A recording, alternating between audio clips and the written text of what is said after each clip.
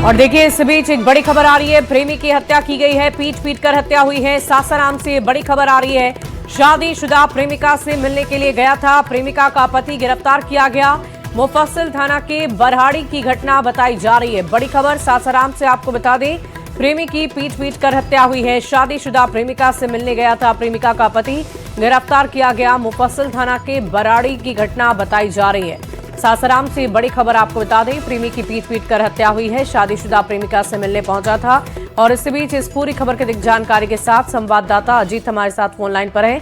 अजीत, क्या है ये पूरा मामला? जी, ये जिस युवक की हत्या की बात सामने आई है वो शैलेंद्र है और बड़ी बात है कि वो दिव्यांग है एक पैर से। और उसके पिता से हमारी बात हुई है। उसका कहना है कि उसके पुत्र का एक महिला के साथ, जो गांव की एक महिला है बरारी की, उसके साथ उनका संबंध था। पहले से कई बार उस महिला के साथ फोन पर बात करते हुए भी सुना गया था। देखे उनके पिता का कहना है। लेकिन इसके बाद बीते रात में वो लड़का जो है घर से निकला और बाद में पता चला कि उसकी हत्या कर दी गई है। क्योंकि इस संबंध में उसके पति जो है, उसकी गिरफ्तारी, महिला के पति की गिरफ्तारी हो चुकी है और पुलिस पूरे मामले की जांच कर रही है। लेकिन बड़ी बात यह है कि जिस तरह से एक जो शादीशुदा एक महिला है उसके साथ जो प्रेम प्रसंग का मामला सामने आया है, ये बड़ा सवाल खड़ा कर रही है। और बड़ी बात है कि गाँव का ही ये मामला है और इसको लेकर गाँव में भी तनाव की स्थिति देखने को मिल रही है। जी चलिए, बहुत शुक्रिया अजीत हमारे साथ जुड़ने के लिए, तमाम जानकारी के लिए। सासाराम से बड़ी खबर आपको बता रहे थे, प्रेमी की हत्या हुई है, प्रेमी की पीट कर हत्या कर दी गई। सासाराम से खबर सामने आई है। मेरा लड़का पेशाब करने के लिए बाहर निकला था। उसके अनुसार मैं देखा ना, उसके बयान के अनुसार तो बोला कि हमको खींच करके कोई फोन किया था एक औरत, उसके घर में लेकर चला गया। अब कैसे मारा कैसे पीटा हमको मालूम नहीं। रागिनी मिश्रा उसकी औरत का नाम है। वो वही फोन से बात करती थी। ये आपके लड़का से? जी, पहले भी बात करती थी। अच्छा, पूरा मामला क्या है? हमको तो लगता है कि चक्कर हम दोनों का है। हाँ, अच्छा, हम तो देखते नहीं हैं। कैसे कई बार फोन से बात करते हुए मैंने आपका कहना है कि इसको घर से बुला के मारा गया है? जी। बड़ी खबर मुंगेर से आ रही है, जहां हवेली खड़गपुर नगर क्षेत्र में दो मोहल्ले के युवाओं के बीच मामूली विवाद ने अचानक ही हिंसक रूप ले लिया है। सिगरेट के धुएं को लेकर शुरू हुआ विवाद देखते ही देखते पथराव में बदल गया, जिसमें कई लोग घायल हो गए। पुलिस ने मौके पर पहुंचकर हालात को काबू में किया। कुछ लोगों को हिरासत में लिया गया है। पुलिस ने एहतियातन 4 से 5 लोगों को हिरासत में लिया। इलाके में पुलिस बल और क्यूआरटी की तैनाती कर दी गई है। कुछ लड़का लोगों में जो कि बताए जा रहे हैं 15-16 साल के आसपास के, उनमें किसी बात को लेकर विवाद हुआ। विवाद उत्पन्न होने के बाद यहाँ पे दोनों साइड से पत्थरबाजी हुई। असामाजिक तत्वों द्वारा पत्थरबाजी की गई। कुछ लोगों को हल्की फुल्की चोट भी आई है। उन लोगों को आइडेंटिफाई हम लोगों ने किया है। इसमें कुछ लोगों को करीबन 5 लोगों को हिरासत में भी अभी लिया गया है। और अभी हम लोगों ने यहाँ पे SDPO SDM भी मौजूद हैं। सभी थाना जो खड़गपुर अनुमंडल के हैं वो भी, और क्यूआरटी भी मौजूद है। यहाँ पे अभी हम लोग मेन जितने भी असामाजिक तत्व इस घटना में इन्वॉल्व हैं उन सब की पहचान करते हुए इसमें अरेस्टिंग का पूरा प्रयास कर रहे हैं और मैक्सिमम इसमें अरेस्टिंग की जाएगी। इस बीच बक्सर से एक बड़ी खबर का रुख कर लेते हैं। सेंट्रल जेल में बंद कैदी की संदिग्ध परिस्थिति में मौत की खबर है। संदिग्ध मौत के बाद परिजनों का हंगामा देखने को मिला है। परिजनों ने ज्योति चौक को जाम किया। शव के साथ प्रशासन के खिलाफ नारेबाजी की। परिजनों ने इंसाफ की गुहार लगाई है। प्रशासन ने लोगों को समझा बुझाकर मामले को शांत करा दिया है। शराब तस्करी के मामले में जेल भेजा गया था। और फिलहाल ये बड़ी खबर आपको बक्सर से बता रहे हैं, जहां परिजनों ने ज्योति चौक को जाम कर दिया है। सेंट्रल जेल में बंद कैदी की संदिग्ध मौत के बाद लोगों का आक्रोश देखने को मिला।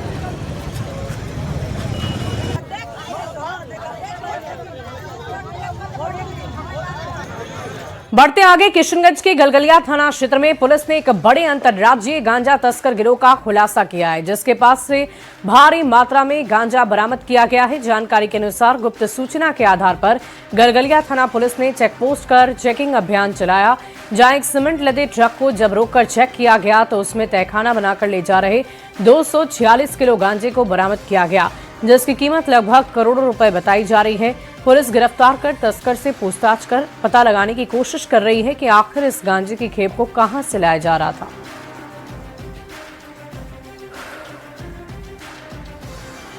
इस बीच बेतिया से बड़ी खबर आ रही है। नरकटियागंज रेलखंड पर एक बड़ा रेल हादसा टल गया है। क्षतिग्रस्त रेल पटरी से गुजरी intercity train Kumarbagh railway station के समीप रेल पटरी पर क्षतिग्रस्त हो गई। लोको पायलट की सूझबूझ से रेल हादसा टल गया। क्षतिग्रस्त रेल लाइन को ठीक करने में रेलकर्मी जुटे हुए हैं। कुमारबाग से बेतिया की ओर ये ट्रेन जा रही थी। बड़ी खबर आपको बता रहे हैं। इस पूरी खबर की अधिक जानकारी के साथ संवाददाता मुन्ना हमारे साथ फोन लाइन पर हैं। मुन्ना, क्या जानकारी है आपके पास? इस वक्त क्या स्थिति है?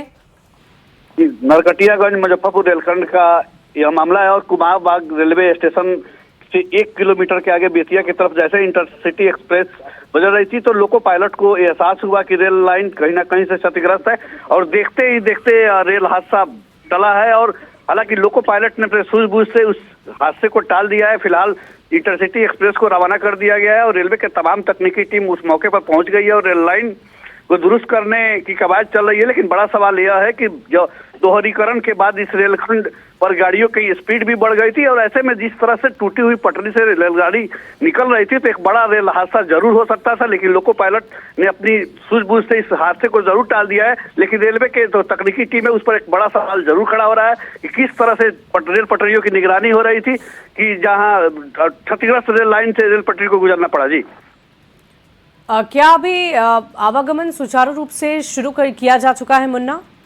फिलहाल कुमारबाग और बेतिया रेलवे स्टेशन के बीच रेल आवागमन को रोका गया है। चूंकि रेल दोहरीकरण है तो एक पटरी से रेलगाड़ियों का संचालन तो हो रहा है लेकिन एक दूसरी जो रेल पटरी है, दूसरी जो लाइन है वो फिलहाल क्षतिग्रस्त है और लगातार वहां उस क्षतिग्रस्त रेल पटरी को दुरुस्त करने की कवायद चल रही है। लेकिन लगातार सवाल रेलवे के तकनीकी टीम पर यह है कि किस तरह से रेल पटरियों की निगरानी हो रही है। बहुत शुक्रिया मुन्ना हमारे साथ जुड़ने के लिए। इस पूरी खबर पर आप लगातार नजर बनाकर रखें। और देखिए, बिहार विधानमंडल के बजट सत्र के आखिरी दिन का एक वीडियो सोशल मीडिया पर काफी तेजी से वायरल हो रहा है। दरअसल गोपालगंज के कुचायकोट से जेडीयू विधायक पप्पू पांडे निकलते वक्त विधानसभा के कर्मियों को पैसे दे रहे थे, लेकिन भीड़ इतनी हो गई कि उन्होंने 500 के नोट हवा में ही उड़ा दिए। अब उन नोटों को लूटने की होड़ मच गई, जिसका वीडियो सोशल मीडिया पर वायरल हो रहा है। मार्शल से लेकर विधानसभा के कर्मचारी जमीन पर पैसे लूटते नजर आए। तस्वीरें आप देख रहे हैं। विधानसभा में 500 के नोट उड़ाए गए। और देखिए, इस पूरी खबर की जानकारी के साथ पटना से न्यूज 18 संवाददाता Ravi S Narayan phone line पर जुड़ रहे हैं। रवि, क्या है ये तस्वीर और कब की ये तस्वीर है और इसके बारे में पूरी जानकारी दें। देखिए, कल जो बजट सत्र चल रहा था, बजट सत्र के आखिरी दिन था और जैसे ही बजट सत्र जो है वो खत्म होता है उसके बाद की ये तस्वीर है जहाँ पे गोपालगंज के जो कुचायकोट जो विधानसभा है वहाँ के जो विधायक है पप्पू पांडे, वो उनकी वीडियो जो अभी तेजी से वायरल हो रही है वो वहाँ से निकाल और पहले जो है वहाँ पे अब कुछ पैसे नोट निकालते हैं और जो कर्मचारी है और तमाम लोगों उसे देने की कोशिश करते हैं। वहाँ पे लोग भीड़ ज्यादा हो जाती है। उसके बाद 500 को नोट लेकर वो उड़ाना शुरू कर देते हैं। जहाँ पे मार्शल जो है जो वहाँ के सुरक्षा में रहते हैं वो भी नोट लूटते हुए दिखाई पड़ रहे हैं। ये बड़ी शर्मनाक तस्वीर है और जहाँ पे और ये कतई एक तरीके से कहा जा सकता है कि ये अनुशासन जो है वो नहीं है, क्योंकि विधानसभा का जो प्रांगण है वहाँ पे ऐसे नोट उड़ाते हुए तस्वीरें जो है वो शर्मसार करती है। लेकिन देखना होगा कि ये विधानसभा अध्यक्ष जो है वो उसको संज्ञान लेते हैं और क्या कहते हैं। लेकिन ये तस्वीरें जो है कहीं न कहीं से एक माना जा रहा है कि शर्मसार करने वाली तस्वीर है। जी चलिए, बहुत शुक्रिया रवि हमारे साथ जुड़ने के लिए, तमाम जानकारी के लिए। तो इन तस्वीरों को आप देखिए, विधानसभा की गरिमा को ठेस पहुंचाती है, अनुशासन को तोड़ती ये तस्वीरें इस वक्त सामने आ रही है। हालांकि देखने वाली बात होगी कि इस पूरी तस्वीर को लेकर क्या एक्शन आगे लिया जाता है। बढ़ते आगे, राजधानी पटना में बर्ड फ्लू के पुष्टि होने के बाद जिला प्रशासन ने अलर्ट जारी कर दिया है और पटना जू को 7 मार्च तक के लिए बंद कर दिया गया है। 7 मार्च तक कोई भी व्यक्ति पटना जू में प्रवेश ही नहीं कर सकता। साथ ही संक्रमित इलाके के 1 किलोमीटर के भीतर सतर्कता बढ़ती जा रही है। इस पूरे इलाके में सैनिटाइजेशन कराया जा रहा है। सुबह सुबह टहलने के लिए पटना जू पहुंचे लोगों को सूचना मिलने के बाद लोग वापस लौट रहे हैं। और अधिक जानकारी दे रहे हैं न्यूज 18 संवाददाता रवि एस नारायण।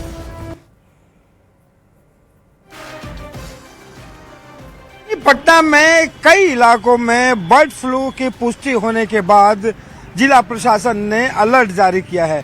जी हाँ, यहाँ पे कौशल नगर में कई कौवे और मुर्गियों की मरने की लगातार जो खबरें जो है वो आ रही थी, उसकी जो जांच है वो कराई गई और उसके बाद पता चला कि बर्ड फ्लू जो है उनमें पाया गया है। और इसे लेकर के सबसे पहला जो अलर्ट जारी किया गया उसमें सबसे सख्ती बरती गई है।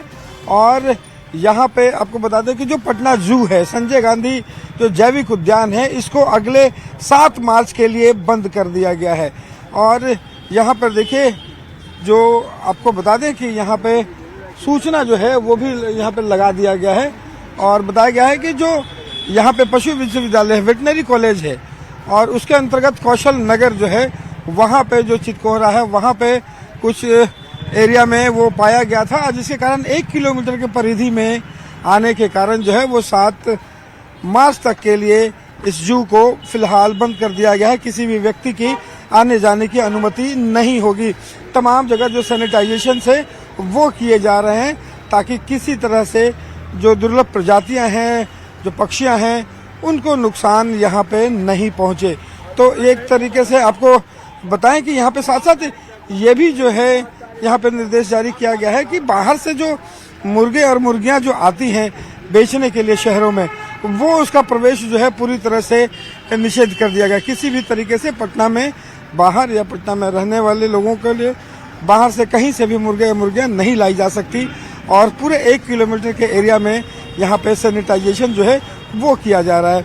जो लोग सुबह सुबह यहाँ पे टहलने के लिए आए थे, वो यहाँ पे जब सूचनाएं मिल रही हैं तो यहाँ से वापस जो है वो लौट रहे हैं। 7 तारीख आए थे घूमने के लिए मैम, लेकिन हाँ जी, हाँ, लेकिन अभी वर्ल्ड फ्लू चला हुआ है ना, तो सबसे पहले सेफ्टी तो बहुत जरूरी है ना, तो इसके वजह से बंद कर दिया तो अच्छी चीज है। और जब कवरिंग हो जाएगा तो फिर हम लोग आएंगे घूमने। मॉर्निंग वॉक के लिए पहले पहुंचे अचानक। हम लोग परमानेंट यहाँ मॉर्निंग वॉक के लिए आते हैं। आज पता चला कि बंद है अब 7 मार्च तक।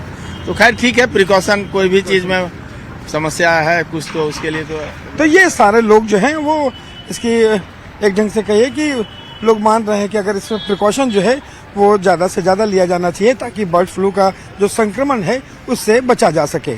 कैमरा पर्सन सुबोध के साथ रविश नारायण, न्यूज़ 18 पटना। होली का रंग बर्ड फ्लू से बेरंग, कौवों के बाद मुर्गियों में बर्ड फ्लू, 6000 मुर्गियां जमीन में दब।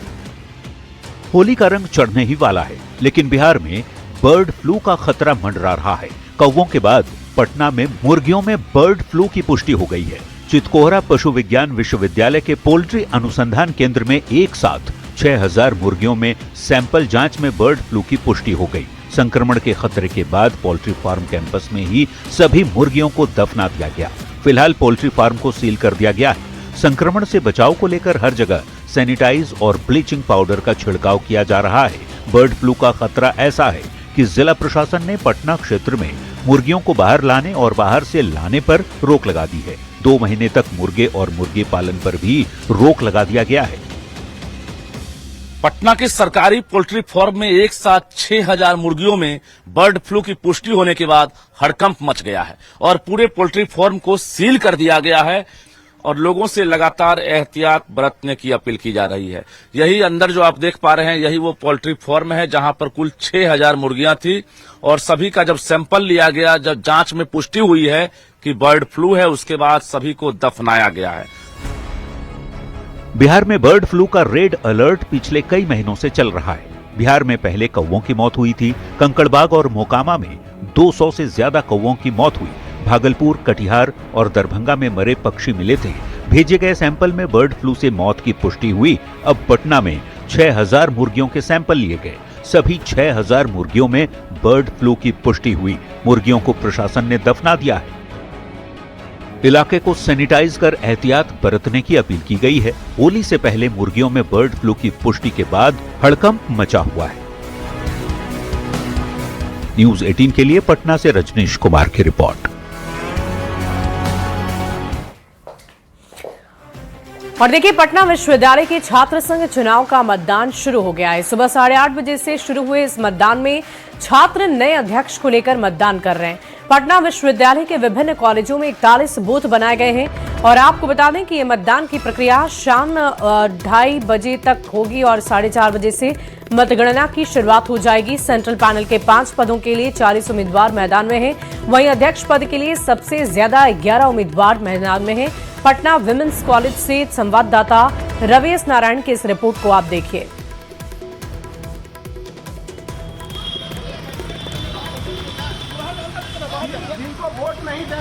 पटना विश्वविद्यालय के छात्र संघ चुनाव का आज मतदान शुरू हो चुका है और पटना विश्वविद्यालय का छात्र संघ का चुनाव हमेशा से खास रहा है और इस बार आपको बता दें कि पटना विश्वविद्यालय के ये जो छात्र संघ का चुनाव है इसे लेकर के बड़ी तैयारियां की गई है।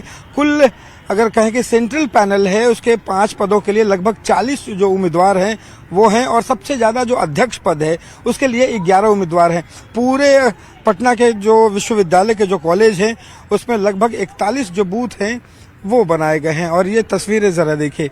यहाँ पे तमाम जो छात्र हैं वो वोटिंग के लिए यहाँ पे खड़े हैं और तस्वीरें जो हैं वो बूथ आपको पटना विमेंस कॉलेज की जो तस्वीरें हैं वो आपको दिखा रहे हैं और यहाँ पे हर जगह पे देखिए कि यहाँ पे कंट्रोल रूम बनाया गया है, पुलिस की तैनाती जो है वो की गई है। देखिए आज वोटिंग है आप लोगों का, कैसे उम्मीदवार आप लोग चाहते हैं कि जो जीते क्या करे? जो कॉलेज के लिए अच्छा करे। कितना इम्पोर्टेंट होता है अपने को ये छात्र संघ के चुनाव में वोटिंग करना और कितना जरूरी है? सभी को वोट देना जरूरी रहता है क्योंकि क्योंकि कॉलेज स्टूडेंट यूनियन वाला वोट है तो सबको देना तो जरूरी है। क्या लगता है कि कॉलेज के लिए क्या होना चाहिए? जो डेवलपमेंट कर सके एटलीस्ट हम लोग के कॉलेज के लिए, मतलब छात्रों की जो अपने जो नीड्स है वो जो डिमांड्स फैसिलिटीज है उसको बेहतर कर सके। हाँ, मतलब कुछ अगर कुछ भी किसी को भी इंफ्रास्ट्रक्चर का जरूरत है, मतलब वॉशरूम भी होगी तो और थोड़ा वॉशरूम डेवलप हो जाए कॉलेजेस में। तो देखिए तमाम जो यहाँ पे छात्राएं हैं वो अपने अपनी मांगों को लेकर के और अपने अपने जो उम्मीदवार हैं जो अध्यक्ष का जो चुनाव करने के लिए यहाँ पे वोटिंग कर रहे हैं। आपको बता दें कि आज लगभग 2:30 बजे तक वोटिंग होगी और यहाँ पे 4:30 बजे से जो मतगणना है वो भी शुरू हो जाएगी और देर रात तक जो नतीजे हैं वो भी सामने आ जाएंगे कि पटना विश्वविद्यालय में इस बार कौन कौन जो है वो अध्यक्ष, उपाध्यक्ष और तमाम जो पैनल है उस पर कौन कौन विजेता घोषित होता है। कैमरा पर्सन सुबोध के साथ रवीश नारायण, न्यूज़ 18 पटना। और देखिए झारखंड में हुए निकाय चुनाव में ज्यादातर निकायों के नतीजे आ गए। रांची नगर निगम को भी नया मेयर मिल गया है और एक बार फिर शहर में मेयर के चेयर पर बीजेपी समर्थित उम्मीदवार रोशनी खलखो ने कब्जा जमा लिया है। पिछली बार भी बीजेपी से आशा लकड़ा ही मेयर थी। रोशनी खलखो ने 14,000 से ज्यादा वोटों से चुनाव को जीता है। हालांकि इनके करीब 36,000 वोट रद्द भी हुए, जिसको लेकर इन्होंने नाराजगी भी जताई है। वासी मेरे परिवार वासियों का मैं धन्यवाद करती हूँ जिन्होंने इतना सहयोग, इतना प्यार और इतना आशीर्वाद दिया कि इतने अच्छे नंबरों से और इतने ज्यादा आशीर्वादों से मुझे विजयी बनाया। ये जीत रोशनी की जीत नहीं है, वो हर एक सबकी जीत है, राजधानी वासियों की जीत है। धन्यवाद। देखिए ये 3 सालों में हमारी जो जनता है, राजधानी की जो जनता है बहुत अभाव ग्रसित रही है।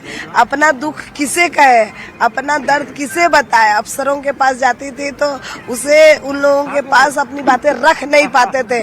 फिर भी मैं धन्यवाद देना चाहती हूँ कि हमारे राजधानी में कम से कम हमारे माननीय सांसद है, माननीय 2 विधायक है, जिसके कारण बहुत सारी जनता के समस्याएं खत्म हुआ करती थी। लेकिन बहुत सारी ऐसी चीजें जो निगम से जुड़ी हुई चीजें हैं जो नहीं हो पाती थी, तो निश्चित ही पहले तो ये प्राथमिकता है कि ये 3 सालों में उन्होंने जो झेला है, 3 सालों में उन्होंने जो अपनी बातें कहीं रख नहीं पा रहे थे और अपना समस्याएं उनकी जो लगातार बढ़ती चली जा रही थी, तो वो समस्या को खत्म करने के लिए जनप्रतिनिधि और अधिकारी कैसे जनता के बीच में जाए उसके लिए मैं प्रयास करूंगी सबसे। और शांतिपूर्वक हुई और आप लोगों को भी और खासकर सभी कैंडिडेट्स और कैंडिडेट्स के एजेंट्स को जिला प्रशासन की ओर से, राज्य निर्वाचन आयोग की ओर से बहुत बहुत धन्यवाद। उन्होंने जितने भी जो सहयोग किए और हमारे सभी मतगणना कर्मी जो थे उन सभी लोगों को, पदाधिकारियों को भी, सुरक्षा बलों को भी शुभकामनाएं। राजधानी रांची को नई मेयर मिल चुकी हैं। तस्वीरें भी आप देख रहे हैं। बीजेपी समर्थित रोशनी खलखो ने जीता है। 14,000 से भी ज्यादा वोटों से उनकी जीत हुई है और जश्न का माहौल नजर आ रहा है। पीएम मोदी ने शुक्रवार की शाम न्यूज 18 की राइजिंग भारत समिट में हिस्सा लिया और कांग्रेस की ओर से लगाए जाने वाले कथित वोट चोरी के आरोपों पर पलटवार किया। पीएम मोदी ने यह कहा कि कांग्रेस की वोट चोरी नहीं हो रही है, बल्कि सच्चाई तो यह है कि लोग अब कांग्रेस को वोट ही नहीं देना चाहते। देश की प्रबुद्ध जनता कांग्रेस को सबक सिखा रही है। आज से नहीं, बीते 4 दशकों से लगातार ये काम देश की जनता कर रही है। मैं जो कहने जा रहा हूं, मीडिया के साथ ही उसका भी जरा एनालिसिस करिएगा। आपको पता लगेगा कि कांग्रेस के वोट चोरी नहीं हो रहे हैं, बल्कि देश के लोग अब कांग्रेस को वोट देने लायक ही नहीं मानते। और फिलहाल इस बुलेटिन में अभी के लिए बस इतना ही। आप बने रहे न्यूज 18 बिहार झारखंड के साथ।